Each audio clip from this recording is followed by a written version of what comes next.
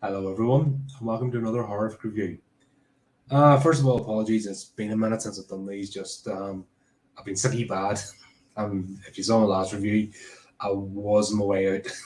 Uh, so throat just closed up, all that good stuff, snot and bubbles and headaches and yeah, not exactly conducive for streaming. So or recording for that matter. So I had to put everything in the back burner, but still not 100%, but a lot better than what it was. So let's look at another movie. I thought I'd just get something light-hearted. Came across this one by chance. Thought why not give it a go. So, Bloodbath at the House of Death. How can I describe this? This is what's total spoof and parody. This is not taking itself seriously. God, it's been years since I've seen Kenny Everett. Mom, the mom was an absolute lunatic. R.I.P. all that good stuff. Yeah, he was a legend in his own right. Didn't give a shit about anybody. So here we go. This is if you think the Amityville Horror, Prince of Darkness, and Police Academy with the Carry On film's sense of humor. Uh, yeah, that's a whole mixed bag here. Basically, people went, let's have a laugh, let's write a script and just do bonker stuff. So start off.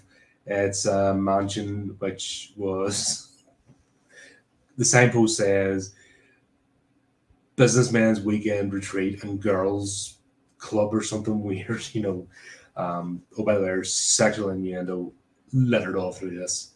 Uh, Great, just typical British comedy. Just lays it all out there.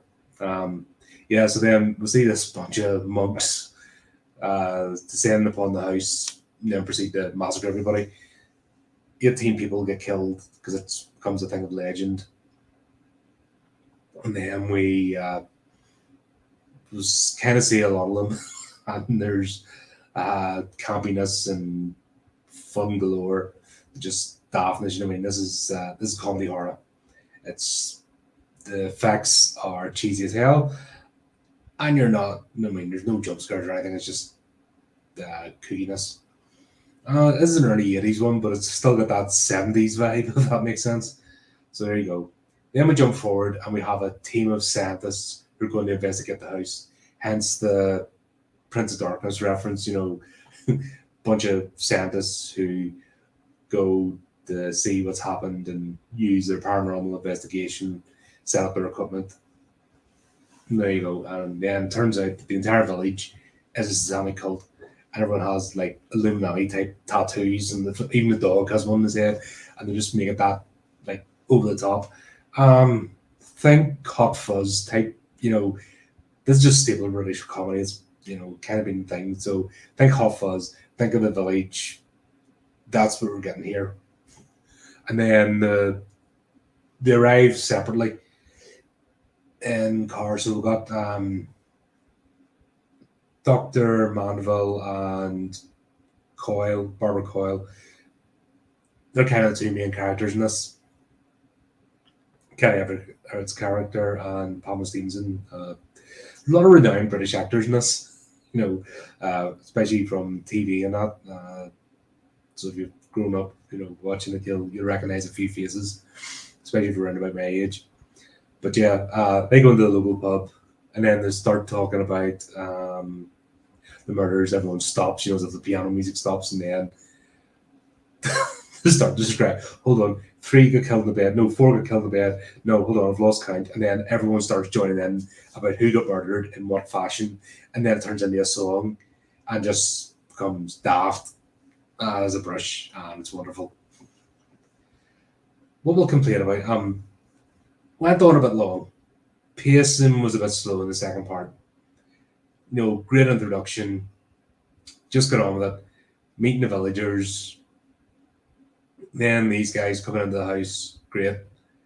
Then we meet the cult itself, which is led by Vincent Price. And it's like, I am immortal. I've been here for 700 years, so you shut up. That kind of daft comedy type stuff. And then he's speaking to Lucifer, and Lucifer's lightning, and it's like, oh, he's pissed off. We messed up last time. Oh, I know all this kind of stuff, and just yeah, just get staffed. This is where the could have made this a bit shorter, because when they've actually got everybody in the house and the supposed jump scares, all which there isn't any, that's the whole thing, but it kind of takes its time. And that's where it falls apart. If they had a quickened this up a bit, had a really long lasting tight comedy. At the moment, it's a bit of nostalgia, bit of a laugh, quite a few giggle moments, but it's not like belly roar sort of stuff, because the pacing, just because it slows down so much, it's hard. It's kind of trippy, it's got that 70s trippy sort of vibe to it. So if you're into that kind of stuff, you'll really enjoy this. Yeah, and then we've got the plot. So the house needs to be empty for the Dark Lord's will to be enacted. So just have somebody there and don't let people in. But hey, don't throw logic. That's the whole point. Logic goes out the window. You switch off your logic centers, get your popcorn, and just go bah, and enjoy yourself. That's the whole point of this movie. I don't want to go beat for beat, because like I said, it was just very drawn out, and this will end up taking about 30 minutes to review, and I'm still feeling a bit ropey. So needless to say, anyway, they're going to recreate the storming of the house and killing everybody, but then Dark Lord has a better idea and clones the people inside, and then he sends the clones in to wipe them out, and then that's the bit that really drags out. The clones basically finding their doppelganger and dispatching them. There's no who's who or what's what, because it's just paint by numbers, go through the motions sort of thing. So there's no mystery of, are you a clone or not? They just get wiped out. Essentially, the scientists are just cannon fodder. That's it. Then you have the relationship with Coil and the poltergeist. Think Ghostbusters, the Dan Aykroyd scene in the firehouse. That gets ramped up to 11. And in the end, everyone's getting dispatched. Coil's like one of the last people, and then the poltergeist saves her, and she disappears off into the ether. Oh, we'll go back to your place, and flies off into the sky, because yeah, we'll need some daftness. And then what else did they throw in? Oh, there's loads of there's Carrie references in this. We'll see Coil's backstory. There's Star Wars references. There's a lightsaber involved, because yeah, why not? And then we get into ET reference, because it turns out that these are extraterrestrial beings, because the Dark Lord's from another dimension, and the house is a spaceship, and the house is a spaceship and takes off, and then we've got ET. Not again, getting left behind, because there you go. That's what needs to happen. All in all, just a bit of that fun. If you're looking for something just while away an hour or two and just switch your brain off and take a wee trip down nostalgia lane, especially British comedy, this is very reminiscent of the whole Carry On era, just with a different cast. And I think that's what, if this had been it, do you know what? If they had got the Carry On crew to do this, I think this could have been a lot better. It would have definitely been a classic. But at the same time, there's the blood and gore of a horror movie in this. It's just cheesy. So you've got that element. So it's like Carry On. Carry On was always the Carry On series were always risque anyway. This just not took it up a notch and added a bit of blood and gore. It also shows the British attitude towards horror, and why the franchise over here is treated completely differently. And that's why you have Shaun of the Dead, Dog Soldiers, what else? The Cornetto trilogy.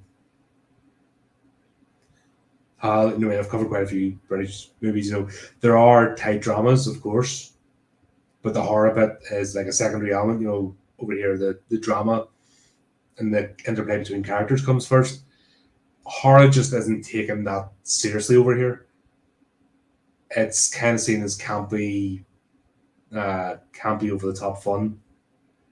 So there's a completely different attitude towards it than anywhere else in the world. I think Australia and New Zealand are quite close in that sort of sense of humor era. Americans, of course, take everything seriously because, yeah, everything has to be like some sort of religious experience. But yeah, it's fun to laugh. But yeah, this simplifies like British attitude towards horror, and why it's just not, you know, the spooky McSpooks of the world don't live over here because just they wouldn't get the reaction they're wanting for. People just go, okay, mate, and that's it. But there you go. Anyway, we'll wrap it up there. Hope you enjoyed the review. Hopefully get back to more regular videos now. My head's not pounding and I'm not leaking out of every orifice. Yeah, that wasn't fun last week, but there you go. Hopefully get back to recording again soon. A few episodes and behind, but try and get keep the schedule going and get back on the things. And as always, drop a comment, let us know what you think. If you've seen this, what are your thoughts? Do the typey clicky things. And until next time, keep it creepy, keep it horrific.